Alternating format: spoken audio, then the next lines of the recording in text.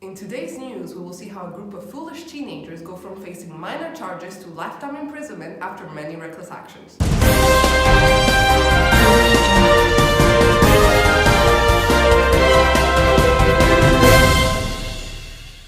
Good evening, Switzerland. I am your host, Andrea Galindo, coming to you live from the city of Montreux with all the stories you need to know. Let's run you through the key events that brought us to this regrettable incident.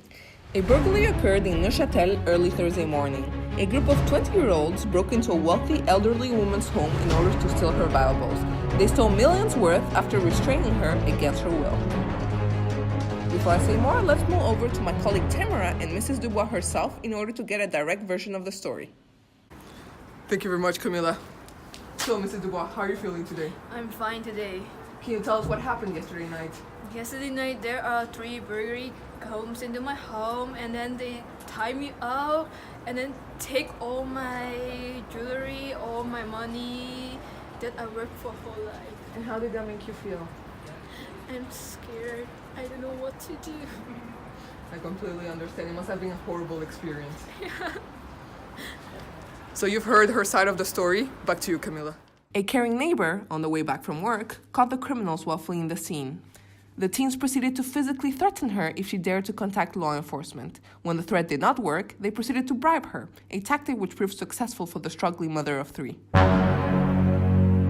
One of the members decided to consult a jewelry appraiser before selling the stolen goods, a decision which also went south.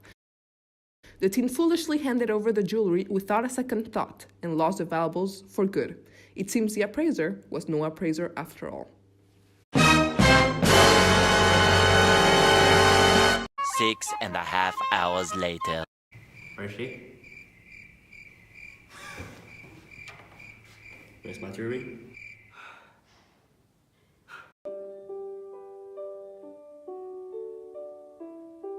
Conflict arose between the teens due to this loss. During this conflict, 2 of the members became physical.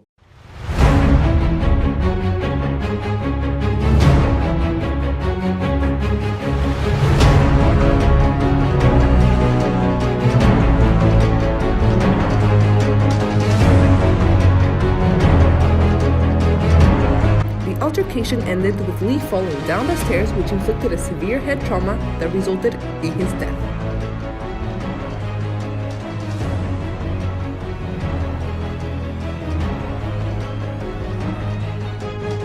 The defendant is now in court, pleading not guilty for manslaughter, claiming it was self-defense.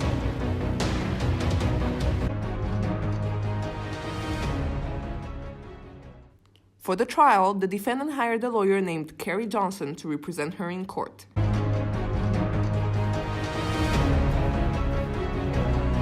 After several weeks of collaboration, it surfaced that Mrs. Johnson was suffering from a gambling addiction. And all the down payment was now gone.